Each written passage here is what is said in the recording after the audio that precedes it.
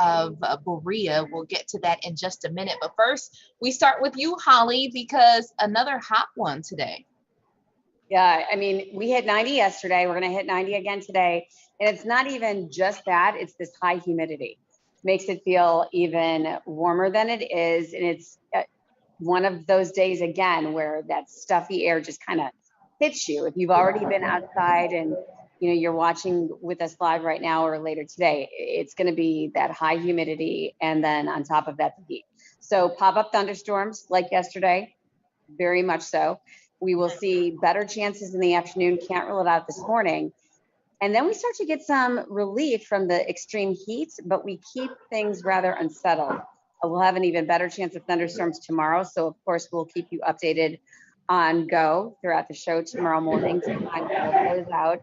And we're looking ahead to the 4th of July weekend, which will be in the 70s for highs. And that's nice, but we'll also still have that chance of a shower. Oh, all weekend. Is it isolate or in Yeah, your not a predictions? washout, but just kind of a scattered, Are have the fireworks in backup. danger? Because we know last year a number of people couldn't see them because they canceled them everywhere. I know. We're still going to be grateful, and we can. It's early in the week. A lot can change about the weekend. We can tweak, Holly. Yes, we can tweak. Holly, I have Indians tickets on Saturday high night. probability that things will tweak. We're all looking at you, Holly, like, come on now, you gotta come through for us. You have I'm to come trying. through for us. No All right. problem. Well, we have the forecast in the comment section. Thank you so much, Holly, as she goes to WTAM. And again, if you have any questions, go ahead and put them in the comment section, because I see Leanne already has a question. We'll get to that in just a minute.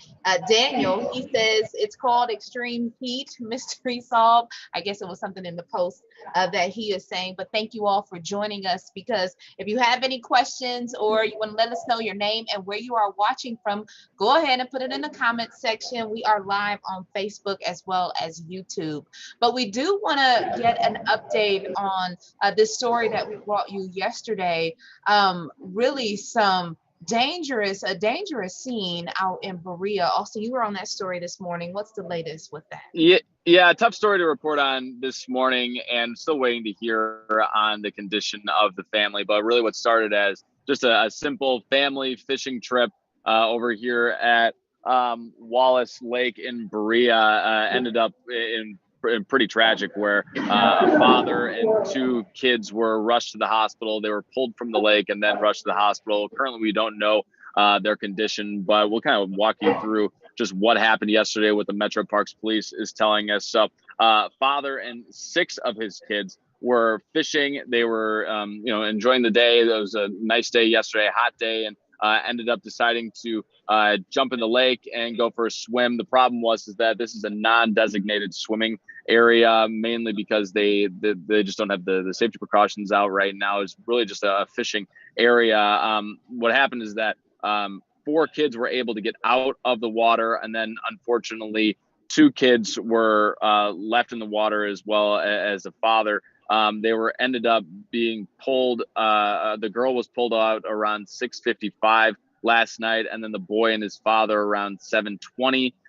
Then they were rushed to an area hospital, and still waiting to hear on their condition, of course. Obviously just a scary situation and a tragic situation that we're all hoping for the best with this. And now this is the Metro Parks. Their message yesterday to media and the public was, now that we're getting into the warmer weather where things are reopening and things like that, simply just make sure that you're reading the signs. If it says a non-designated swimming area, just respect that. Go to a designated swimming area where there's supervision, especially when you're at a Metro Parks park. But again, we're going to keep you updated on air and online about the father, son, and daughter who were rushed to the hospital with that. And of course, everyone just hoping for the best with this very tragic and scary and sad situation.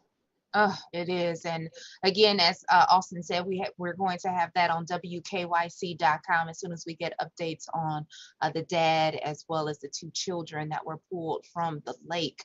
Oh my goodness, such a tragic story. So again, we'll have that on WKYC.com. And we're switching gears a little bit because for those of you who are watching, you're probably seeing we have on the post amid a mysterious disease that is killing birds across Ohio, state wildlife leaders have put out guidelines to residents to help stop the spread. Laura and Dave, you both were on this story this morning. So Dave, we'll start with you.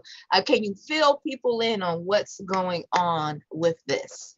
Yeah, I'll just briefly get you the details here, and then we can discuss, because that's what we do here, right? We like to break these things down. But basically, the Ohio Department of Natural Resources advising the public to take down and clean bird feeders and bird baths. Here's why. There's this mysterious disease. It's killing birds across Ohio. The disease is also causing blindness in some birds. Dead birds have been found mainly in central Ohio, with some other reported near Youngstown.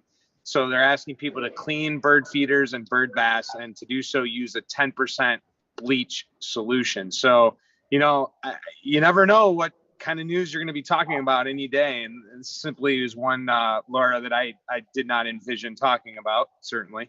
Yeah, I think this affects a lot of people too. A lot of people enjoy that. They have their little bird feeders out, their bird baths.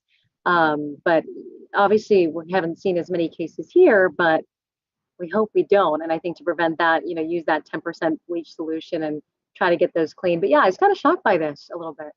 Yeah, Leanne, she asked, does this include hummingbird feeders? I would say probably yes, because if they said all bird feeders and baths, you should clean it out. Hey, we see Jasmine, you're at home. Do you have any bird feeders or bird baths at your house? No.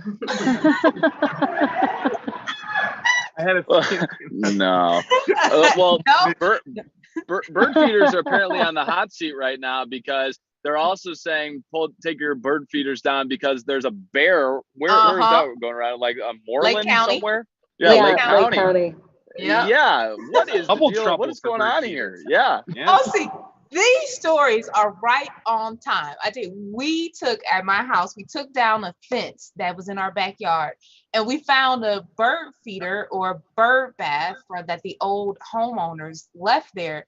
And my husband was like, "Oh yeah, we're gonna keep this bird bath." I'm like, "If you don't throw that away." No. And now he's like, "But we have beautiful birds," because we live by woods. And I was like, "They could come and do this." I am taking these stories and saying, "See, this is why we don't need the bird baths." News you can use. Right. I will say this to echo off what Laura said. I know my mom loves bird feeders and loves to watch the birds come.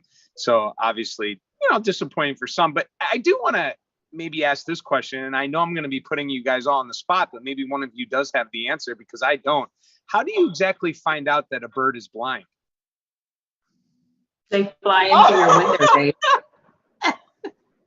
Maybe I don't know, Dave. flying into the wall. I don't know. Yeah, like, do you set two birds up, and the one that swerves around the wall is not blind, and the one that goes into the wall, I don't know. I mean, do they tell you they're blind? Dave, this seems like a deep dive that a whole investigative report that you could do, Okay, Maybe, next week I'll go verify. Yeah. Dave is going to verify. There you go, Dave. Maybe bring Carl Monday out of retirement. You guys can tag team this one. Oh, and Vicky, well, she asked this because this is something that I thought about, which was a good point.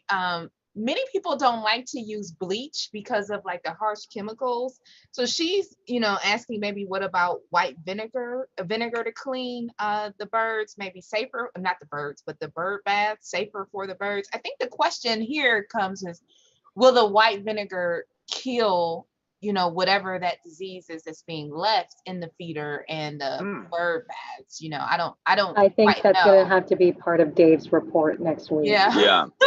I was going to turn to Austin. We're compiling a bunch So of our FAQs. executive producer is right here. So she's on the phone right now. I'm going to say that she's right now going to assign that to you, Dave. Oh, yeah, that makes sense. Sweet. Dave Shadowski, big bird guy. Robin Thomas, she says birds are beautiful. Pam, hummingbird feeders are not as effective as regular feeders. Just make sure the sugar water is changed daily. So again, but they are asking everyone to clean like all of the feeders and bird baths because of this whatever this mysterious illness that is going around, killing the birds and making them blind. And Robin, she's joining us from Alabama. So she says good morning to everyone here. Morning. So no one has bird feeders or bird baths at their homes. Dave, Laura, well, we know Jasmine does it. Austin. I live in an apartment, so no. They have it out in the, balcony. I just got a puppy. He chases the birds sometimes. Alrighty, well, again, if you have any questions, let us know. Put it in the comments section as well, and we will continue to update you throughout the Today Show. We will all see you tomorrow morning on Go, starting at 4:30 a.m. Thanks for spending a few minutes of your morning with us.